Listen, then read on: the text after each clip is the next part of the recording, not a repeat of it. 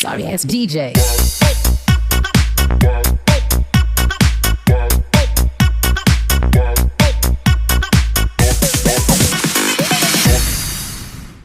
Hello friend, good morning, Ram Ram. स्वागत है आप लोगों का एक और नए वीडियो में। आशा करती हूँ आप सब लोग बहुत ही अच्छे होंगे। तो फ्रेंड, आज मैं आपको बताऊंगी कि छोटे टेलर ज़्यादा पैसा कैसे कमाएं। कई बार कम जानकारी होने की वजह से हम अपना पूरा समय, पूरी मेहनत लगाने के बाद भी ज़्यादा पैसा नहीं कमा पाते हैं। और बहुत सारी हाउसवाइफ हैं जिनके पास पैसे कमाने का मात्र एक जो तरीका होता है वो सिलाई ही होता है। तो लेकिन बहुत मेहनत करने के बाद भी हमारे पास काम नहीं आता, और काम आता है तो उतने पैसे नहीं मिलते हैं, क्योंकि ये एरिया के हिसाब से होता है पैसे का काम कि कितनी सिलाई मिलेगी। लेकिन अब आप कहीं भी रहो, आपको ज़्यादा से ज़्यादा पैसे मिलेंगे, चाहे आप घर से काम करो या बाहर से, यानी कि दुकान से। तो घर से जो काम चलता है, देखो उसमें थोड़ा सा पैसे कम मिलते हैं, क्योंकि जान पहचान के लोग आते हैं तो मोल भाव करते हैं। जैसे सब्जी का मोल भाव होता है ना, वैसे करते हैं कि 100 ले लो, 150 ले लो। और काम अच्छे से अच्छा बोलते हैं कि ये डिज़ाइन डाल दो, ये लेस लगा दो, ऐसा करते हैं। तो अब आप घर बैठे और कम समय में ज़्यादा पैसे कैसे कमाएं, वो आज मैं आपको बताऊंगी। बने रहिएगा वीडियो पे, क्योंकि देखो मैं भी ऐसा ही करती हूँ। आपने देखा ही होगा कि मैं घर बैठे ही सिलाई करती हूँ, यानी कि अपने जो किराए के कमरे में रहती हूँ उसी में सिलाई करती हूँ। तो फ्रेंड, अभी तो सबसे पहले मैं काम कर लेती हूँ। जब मैं मशीन पर बैठूँगी सिलाई करने तो आपको वही सब बताऊँगी। जो भी टिप्स हैं, जो भी तरीके हैं, वो आपको बताऊँगी और आप वो फॉलो करिएगा। तो आपकी सिलाई में स्पीड भी बढ़ेगी और इनकम भी बढ़ेगी, क्योंकि मैंने भी यही सब फॉलो किया है। देखो, एकदम से पैसों की बरसात किसी भी काम में नहीं होती है, धीरे धीरे ही होती है, धीरे धीरे। क्योंकि काम करते करते एक्सपीरियंस हो जाता है कि हम क्या करें क्या ना करें, तभी जाकर पैसे बढ़ते हैं। तो मैंने अपने जो भी काम थे, झाड़ू पोछे के, बर्तन के, वो कर लिए हैं। बारिश हुई थी तो सब जगह गंदा था, इसलिए मैंने धो दिया। अब आ गई हूँ मैं बाथरूम में नहाने के लिए। लेकिन एक बहुत ही बड़ा हादसा होते होते टल गया है। अभी सबसे पहले मैं ही उठी थी, तो बाथरूम में यहाँ मिट्टी मिट्टी होती है इस कॉर्नर में, क्योंकि यहाँ थोड़ी ऊंचाई है, तो मुझे धुलना था। मैंने सोचा पहले ब्रश करूँ फिर धोऊँ यहाँ। तो जैसे ही मैंने यहाँ से सामान उठाया, ब्रश वगैरह और ये साबुनदानी, तो इतना बड़ा बिच्छू छुपा था। देखो ये है कॉर्नर में। तो बारिश 4-5 दिन से काफ़ी ज़्यादा हो रही है। 1-1.5 घंटे के लिए मौसम अच्छा हो जाता है, फिर बारिश आ जाती है। तो पता नहीं ये कहाँ से कैसे आया बारिश में, और बाथरूम के कॉर्नर में बैठा था। ये अच्छा है कि बच्चे नहीं आए पहले, क्योंकि बच्चे आते हैं ना तो बिना देखे बिना सोचे समझे हाथ डाल देते हैं। वैसे सामान तो हमारा बाथरूम में एकदम सामने कॉर्नर पर ही रखा रहता है, क्योंकि रखने के लिए कोई अलमारी वगैरह नहीं है, तो नीचे ही रखा रहता है। लेकिन बाथरूम एकदम साफ़ सुथरी है। तो पता नहीं ये बिच्छू कहाँ से आया। और ये तो अच्छा है कि मैं आई बाथरूम में, मैंने देख लिया, सामान हटाया। बिल्कुल मैंने जिस हाथ से सामान हटाया, बिल्कुल उसके पास में ही ये था, सामान के नीचे। देखो कितना खतरनाक है, इतना तेज़ भाग रहा है। बारिश में कहीं से गिरा होगा, आया होगा, तो यहाँ छुप के बैठ गया था। इतना खतरनाक है, आप देख लो कितना बड़ा बिच्छू है। तो यहीं साबुन निरमा के पीछे छुपा हुआ था। और इतना ज़्यादा चढ़ता है ना फ्रेंड मुझे बिच्छू का जहर, कि मैं आपको बता नहीं सकती। मुझे पहले काटा है 2-3 बार, तो मुझे बहुत ही ज़्यादा चढ़ता है। तो ये तो आज बाल बाल में सुबह सुबह बच गई हूँ इस एक बड़ी मुसीबत से। और अभी कोई उठा भी नहीं है, तो मैंने सोचा चलो आपको भी दिखाती हूँ। देखो कितना डेंजर, कितना खतरनाक है। काटने के लिए पूरी पोजीशन बना रहा है। मैंने सारे ही काम कर लिए थे, बस मुझे नहाना था। नहाने के लिए बाथरूम में आई थी मैं। देखो कितनी स्पीड से भाग रहा है, मतलब इसको टच हो जाए तो ये तुरंत ही काट दे। एकदम पूंछ उठा के चल रहा है, कितना बड़ा है, बहुत खतरनाक है। तो बरसात का सीज़न है, और बरसात के सीज़न में कीड़े मकोड़े तो निकलते ही रहते हैं। ऐसा नहीं है, हमारे यहाँ गंदगी बिल्कुल नहीं है। हमारा घर आपने देखा ही है कि एकदम साफ़ सुथरा क्लीन है, फर्श सब जगह का अच्छा है। कीड़े मकोड़े छुपने की कोई भी जगह नहीं है। फिर भी पता नहीं है कहाँ से कैसे आया। तो ये मैं इसको बाहर तरफ कर रही हूँ, बाहर फिर नीचे गिरा दूँगी। बस नहाना ही था मुझे, और मुझे बिच्छू दिख गया सुबह सुबह, तो मैं डर गई। मतलब देखो, एक हादसा होते होते बच गया है। अभी सभी लोग अंदर सो ही रहे हैं। तो सबसे पहले मैं ही उठती हूँ अपने घर में। बच्चों को मैं तभी उठाती हूँ जब झाड़ू पोछा हो जाता है। तो फ्रेंड मैं नहा धुल के फ्री हो गई हूँ, और अब बच्चे भी उठ रहे हैं। तो जो क्रीम मैंने बनाई थी वो ख़त्म हो गई है, और ये वाली स्किन फ्रूट मैं हमेशा ही लगाती हूँ। अभी स्किन फ्रूट मंगवा लिया, क्योंकि मेरी बनाई क्रीम ख़त्म हो गई है। स्किन फ्रूट बहुत अच्छी है, हम हमेशा से लगाते आए, तो हमें इसी की आदत है। तो अभी नाश्ता वगैरह नहीं बना है। कल आ गया था एक सूट सिलाई के लिए, उसी की मैंने कटिंग की थी रात को। तो बच्चे उठ चुके हैं, बड़ा बेटा उठ गया है, अभी छोटा फिर भी नहीं उठा है। तो अब मौसम ठंडा हो गया है फ्रेंड हमारे यहाँ, क्योंकि 4-5 दिन से कंटिन्यू बारिश हो रही है। तो बच्चों को तो कोल्ड है और मैं आजकल जल्दी भी नहीं उठाती हूँ बच्चों को, क्योंकि अभी स्कूल की छुट्टियाँ हैं। 5 जून से छुट्टियाँ पड़ी थी यहाँ पर, और वो जो छुट्टियाँ पड़ी थी वो उस प्रॉब्लम की वजह से, जो भी यहाँ चल रही थी प्रॉब्लम, उसकी वजह से छुट्टियाँ पड़ी थी, तो हम गाँव चले गए थे। लेकिन गर्मी की छुट्टियाँ अभी 5 जून से ही पड़ी हैं। तो मैं नहा धुल के फ्री हो गई हूँ, और आज नाश्ते में कुछ नहीं बनानी है, सिर्फ चाय बनानी है। डायरेक्ट मुझे राजमा चावल ही बनाने हैं, क्योंकि आज करनी है मुझे सिलाई। कल एक सूट आ गया था, तो उसकी कटिंग मैंने, सलवार की कटिंग रात को ही कर ली थी। चंदन आप सबको गुड मॉर्निंग बोल रहा है। और रात को कटिंग कर ली थी मैंने, स्टिचिंग भी मैंने आधी रात को कर ली थी, लेकिन वो लाइट चली गई, तो पूरी फाइनल मतलब जो लास्ट की स्टिचिंग होती है वो नहीं मैं कर पाई हूँ, तो वो मैं अभी करूँगी। तो अभी ये देखो आप, बिस्तर में 3 चादर हैं, लेकिन तीनों में से कोई भी बिछी नहीं है, ये सब यही लोग लपेटे हुए हैं। तो मैं उठ चुकी थी, सारे काम कर लिए जब तक चंदन उठ गया। अभी राजवीर उठा नहीं है, और मेरे हस्बैंड भी जाग चुके हैं। राजवीर सबसे पीछे उठता है मुझे लगता है, कभी कभी तो सबसे पहले उठ जाता है, और ये थोड़ा लाड़ करते रहता है, छोटा है ना, तो लाड़ करते रहता है बिस्तर में। आजकल कपड़े भी नहीं सूख पा रहे हैं, ऐसे ही हवा में सूखते रहते हैं, क्योंकि धूप निकलती ही नहीं है। थोड़ी बहुत बारिश बंद होती है तो हवा चलती रहती है। और ये देखो आप, बिस्तर में 3 चादर हैं, ब्लैक वाली मैं बिछाती हूँ, लेकिन ब्लैक वाली भी उखड़ी पड़ी है, रेड वाली भी और पिंक वाली भी। तो ऐसे ही होता है हमारे घर में, बिछी बिछाई चादर भी निकाल लेते हैं खींच खींच के ये लोग, और बाकी फिर सारी ऐसी ही पड़ी रहती हैं। तो अभी मुझे राजमा बनाना है। राजमा बनाने के लिए मैंने रात को भिगो दिया था। राजमा में जब सीटी लगाते हैं, बॉईल करते हैं, तो नमक ज़रूर से डालते हैं, जल्दी गल जाता है, वरना ऐसे राजमा को पकने में बहुत टाइम लगता है। तो शाम को ही ब्रेड मंगवा ली थी, और हमारे यहाँ अभी फिर से मार्केट बंद है, सब्जियों की दुकान, सब दुकानें बंद हैं, तो सब्जी अब्जी नहीं है हमारे यहाँ। मतलब हमें पता नहीं था बरसात थी, तो बरसात की वजह से हम कहीं गए नहीं, मतलब अभी तो हम कहीं जा ही नहीं रहे हैं, हस्बैंड ही जाते हैं बाहर सब्जी वगैरह लेने।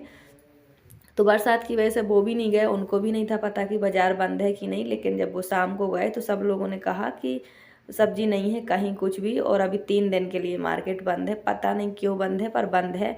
तो मैं डायरेक्ट राजमा ही बना रही हूँ, सब्जी वगैरह कुछ नहीं है, टमाटर बस हैं, तो बनाऊँगी मैं राजमा चावल।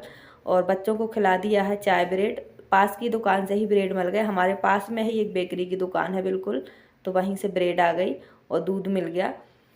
तो अब बस मुझे एक कंबल धुलना है, क्योंकि ना थोड़ी सी धूप आ गई है, धुल देती हूँ। बरसात में कपड़े बहुत जल्दी स्मेल करने लगते हैं, और ये चादर मैंने रेलवे स्टेशन पर भी बिछाई थी, तब से धुली नहीं है, तो मुझे धुलना ज़रूरी है। तो हमारा राजमा बन गया है, मैंने तड़का भी लगा दिया है, अब बनाने हैं चावल। तो सिर्फ राजमा चावल ही बनने हैं, बच्चों ने चाय ब्रेड खा ली है।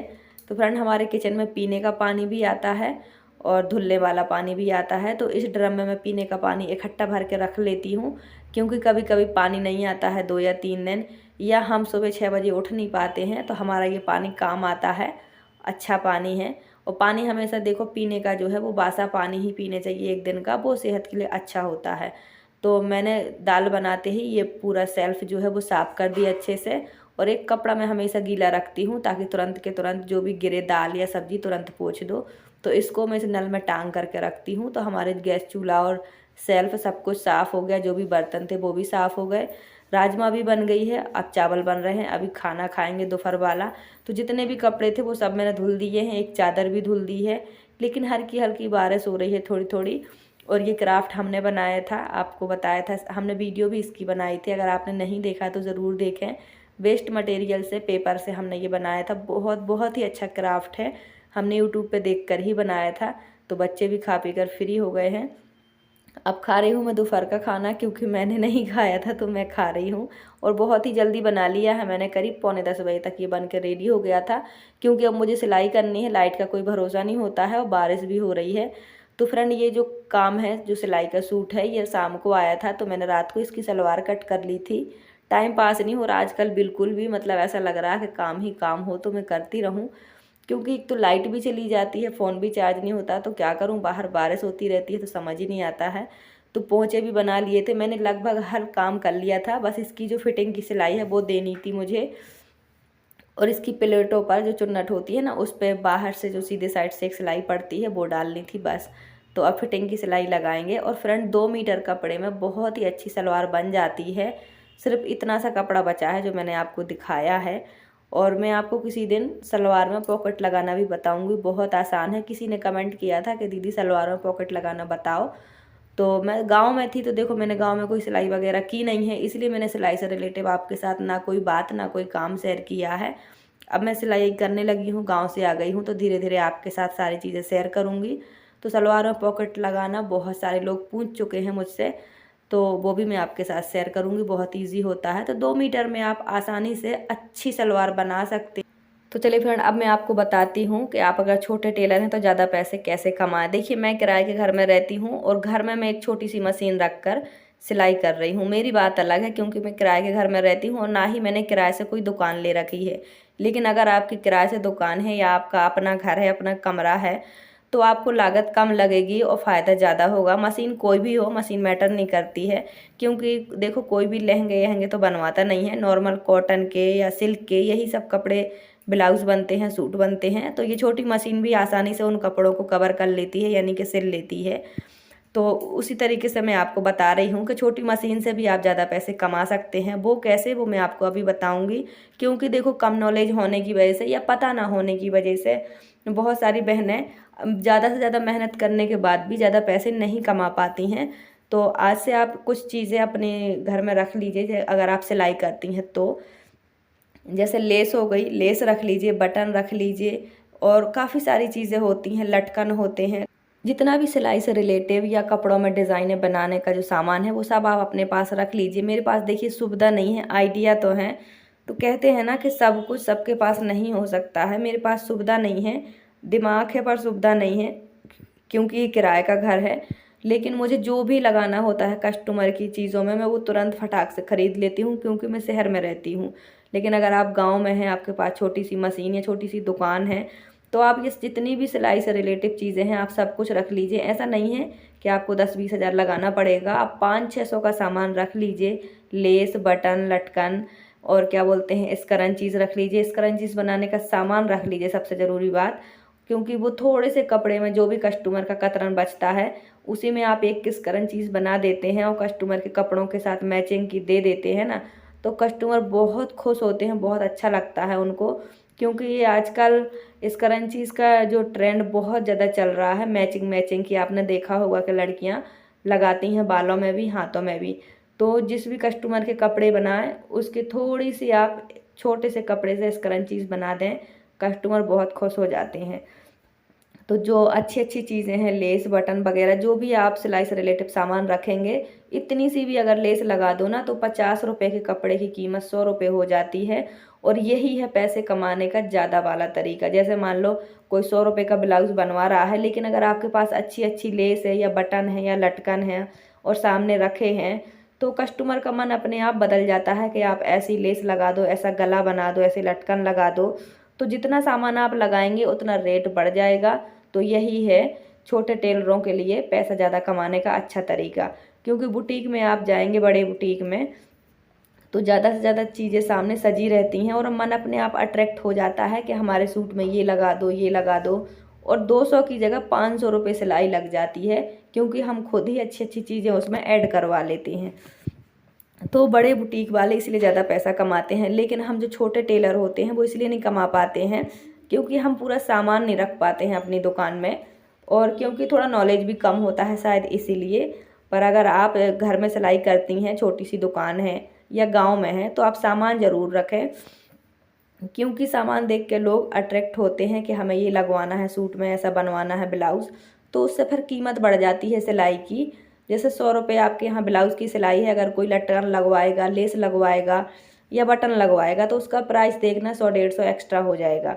तो यही एक बहुत अच्छा आइडिया है आपके पास एक्स्ट्रा पैसे कमाने का। तो फ्रेंड, मैं आपको आइडिया बता रही हूँ। मैं खुद सामान बिल्कुल भी नहीं रखती हूँ, क्योंकि मैं किराए से रहती हूँ। लेकिन जब भी मेरे पास कोई कस्टमर आता है तो मैं उसे पैंट के जो मोहरी डिज़ाइन होते हैं वो दिखाती हूँ, क्योंकि आजकल मोहरी डिज़ाइन बहुत ट्रेंड में है, आपने देखे होंगे, और लेस भी बहुत ट्रेंड में है। तो मैं कस्टमर को एक बार दिखा देती हूँ कि कैसी बना दूँ, क्योंकि कस्टमर को नॉलेज ज़्यादा होता नहीं है।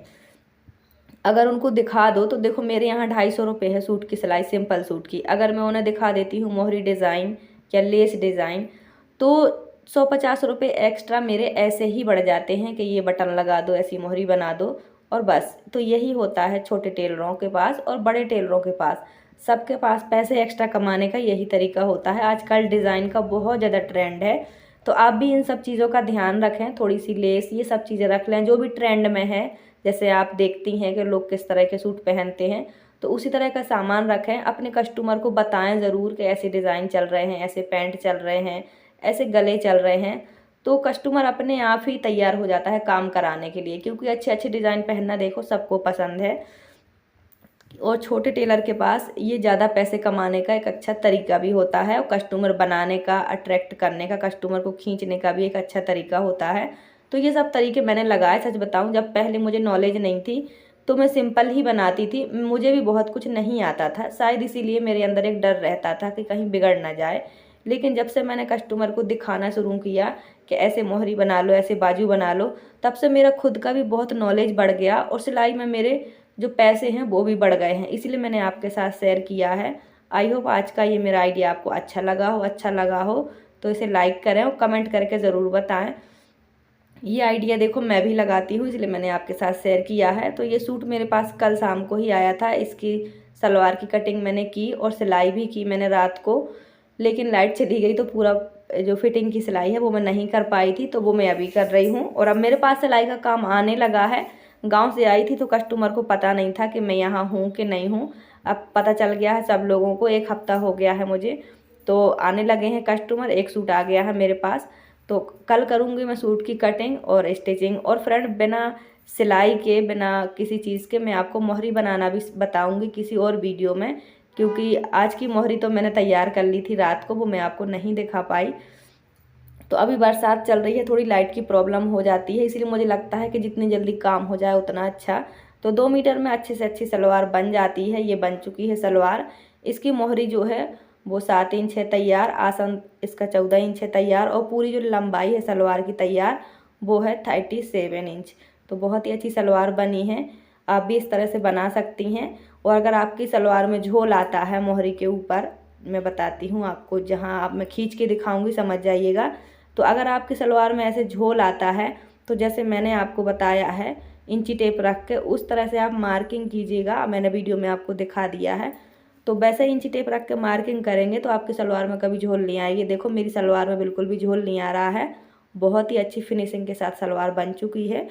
तो आप भी अगर बिगिनर हैं तो ये सब तरीके लगाएं जो भी सिलाई करती हैं, क्योंकि देखो कुछ तरीके भी लगाने होते हैं, कुछ मेहनत भी होती है। तो छोटे टेलरों के लिए ज़्यादा पैसे कमाने का जो तरीका मैंने आपको बताया है, वो तरीका मैंने भी लगाया है। जब मुझे इसमें फ़ायदा हुआ है तभी मैंने आपको बताया है। तो जो भी मेरे नए भाई बहन जुड़े हैं, प्लीज़ चैनल को सब्सक्राइब कर लें, बेल आइकन को ऑल पे सेट कर लें, ताकि जब भी मेरी वीडियो आए आप तक पहुँचे। तो आज की वीडियो यहीं तक। Thanks for watching, bye bye, take care.